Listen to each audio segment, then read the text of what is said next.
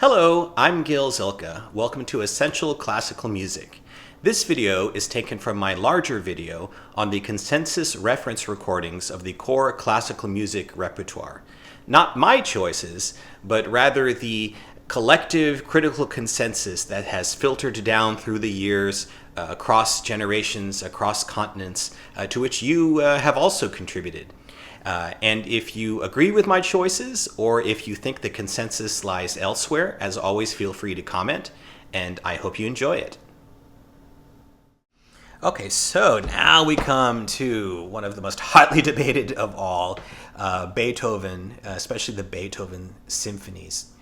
And this is where you get into questions of different styles, different orchestras, Europe versus America. And starting with Symphony No. 3, the Eroica, this is almost a perfect litmus test for different styles.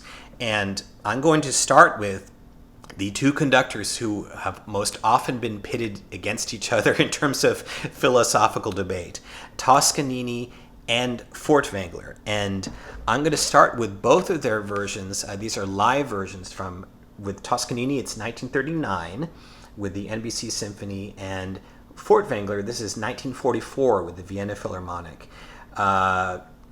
Both of these, I think you have to talk about, especially in terms of the interpretation. Obviously, the sound is older, especially since it's like live recordings.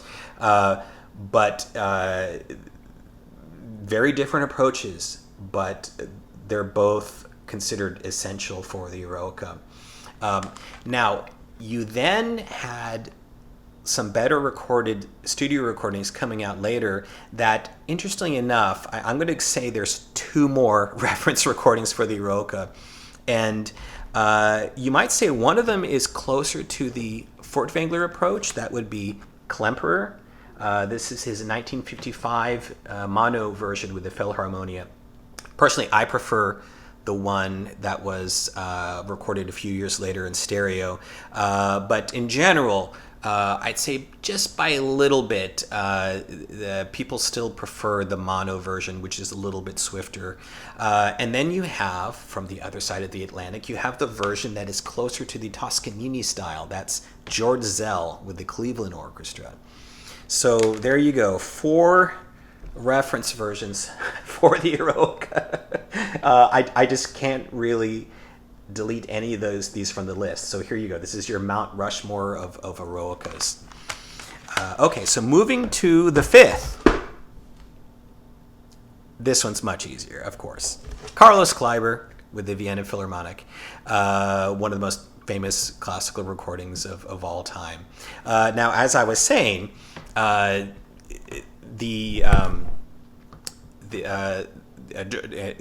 was then coupled with the 7th, which was long overdue, with the Deutsche Grammophon originals. The 7th has never been quite as popular as the 5th in critical circles, although it still tends to rise to the top.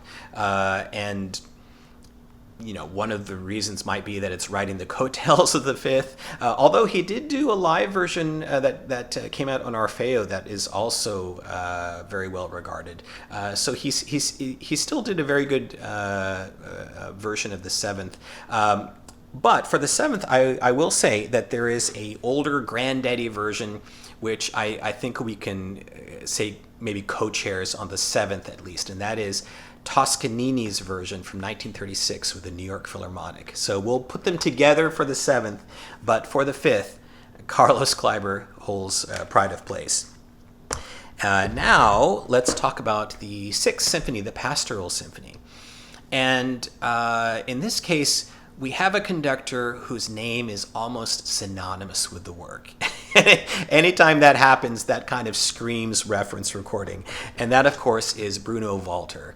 This is his late 50s recording with the Columbia Symphony. However, there's another recording from the other side of the Atlantic that has such acclaim and is so widely praised that I have to give that one its due as well. That's Karl Böhm with the Vienna Philharmonic. So we're going to call Walter and Böhm co-chairs with the Pastoral Symphony. Now let's go to the ninth. With the ninth, I'm going to start with, just like I was talking about with the Pastoral, the conductor whose name is almost synonymous with the work. I mean, his career is almost embedded in the work, even though he never did a studio recording. And that, of course, is Wilhelm Furtwängler. And this is the recording that really is the one that has, through the decades, been looked at as his reference recording of the ninth. That's the Bayreuth recording, recorded in 1951 at the reopening of the Bayreuth Festival. The sound is not, it's a little bit murky. The choir especially sounds recessed. But for Furtwängler's interpretation, this has usually been the go-to, even though there are others, and I talk about them in my video of the ninth. Now, despite that, not everyone loves Furtwängler, and definitely not everyone loves old sound, especially for a work like the Beethoven Ninth. So the question then is, what is the studio version that holds its place with the Ninth? Well, the conductor who really, if anyone, dominated the field once we got into stereo, that would be Furtwängler's successor with the Berlin Philharmonic, and that's Herbert von Karajan. This is the crowning achievement of his cycle that came out in the 1960s, and still today is looked at as a reference. However, this is going to be probably the only time in this entire series that I talk about not just a co-chair, but a co-chair with the same exact conductor and orchestra. His 1970s version is also favored by many critics, to the point where I can't really make an argument for one over the other in terms of critical consensus. So I'm just going to put them both in. My preference is for the 70s one, but you still have a lot of adherence to the one from the 60s. Certainly the Quartet of Soloists is fantastic. So 2 Karajans make the grade. And then we have an interesting situation where we have a version that for the longest time, I would say, was overshadowed by Karajan.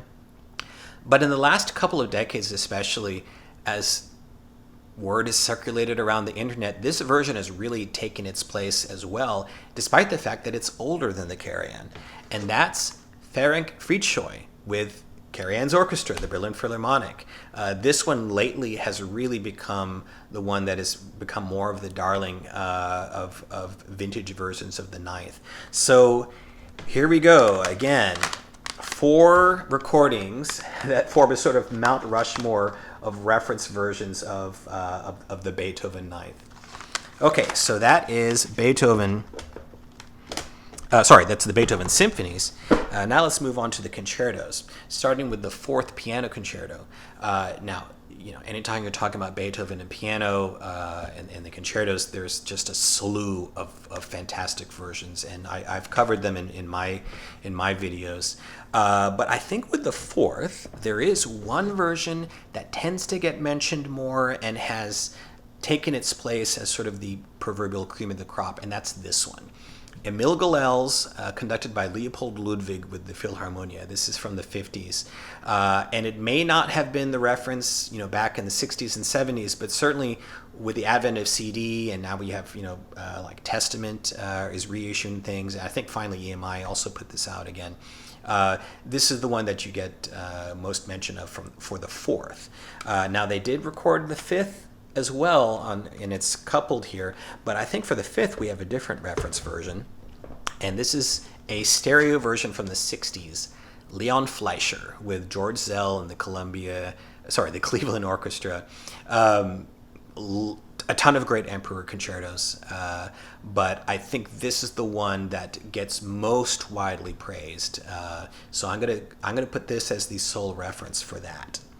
For the Violin Concerto, again, a lot of great competition on this one, going all the way back to like Fritz Kreisler and Bronislaw Huberman. But for this one, we have a early digital recording that is so widely praised that I think this one can be counted now as the reference, and that is Itzhak Perlman, conducted by Carlo Maria Giulini with the Philharmonia. I talk about this in my video on the Beethoven Violin Concerto. It's a beautiful version, and so despite the fact that there's tons of competition, and I could have listed 2 or 3 more, I'm going to say this is our reference now for the Violin Concerto. Okay, now we come to chamber music. The Beethoven String Quartets. This is one where, kind of like with the Pablo Casal's Bach cello suites, we have a granddaddy reference version, which is still today, for its artistic insights, still looked back on with reverence, really, and that's the Busch Quartet from the 30s. Now, it's not complete.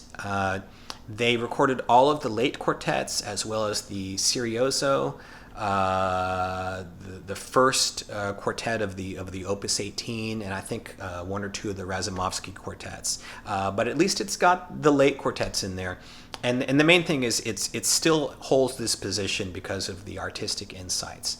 Now that said, you do probably want a complete set and one in stereo, and we do have one that has, by a thin margin, there's lots of competition in this repertoire, but I think by the thinnest of margins, this one has taken its place next to the Busch, and that is the Vague Quartet. It's a little harder to find, it's a little bit expensive, but this is one that is widely acclaimed for its artistic insights as well. Okay, now let's talk about his piano trio, the Archduke, his most famous piano trio. And this is one where we have a version from way back in the late 1920s. And that's from Alfred Cortot on piano, Jacques Thibault on violin, and Pablo Casals on cello. My uncle told me about how my grandfather used to play the 78 of this recording. It was one of his favorite recordings, so that's kind of a cool memory to hear about secondhand. But it also kind of goes to show the reverence with which this recording was held. And again, with chamber music, it's a little harder to find reference recordings, especially chamber groups as opposed to a soloist. Now we do, however, have a powerhouse piano trio group that did record it in stereo that takes its place next to this one, and that is, of course, the Beaux-Arts Trio. This is the recording from the mid-60s. Incidentally, I got to hear the Archduke Trio just a few blocks away from my house here at the Jewish Community Center. Menachem Pressler, the pianist for the Beaux-Arts Trio, came and performed the Archduke Trio. And hearing a work like the Archduke Trio performed by its reference version pianist, that's always kind of thrilling. So thank you, Menachem, for that. So that is the Archduke Trio. Now let's talk about the Violin Sonata number 9, the Kreutzer Sonata. And this is one where we have a lot of wonderful versions, especially from way back with some of the great violinists. But I think we do have a stereo version that has taken its place as the reference. And that's Yitzhak Perlman and Vladimir Ashkenazy from the early 70s. So we're lucky that this is one that's very well recorded and it's considered the reference. So there you go for the Kreutzer. Now let's talk about the piano sonatas. We have to start with the granddaddy of them all, one of the granddaddies of all classical music recordings, and that's, of course, Arthur Schnabel. Recorded it in the 30s, and still to this day, anyone who is studying the Beethoven piano sonatas or just investigating them, despite the infamous flubs here and there, in terms of artistic insight, Schnabel is still held, in very high regard.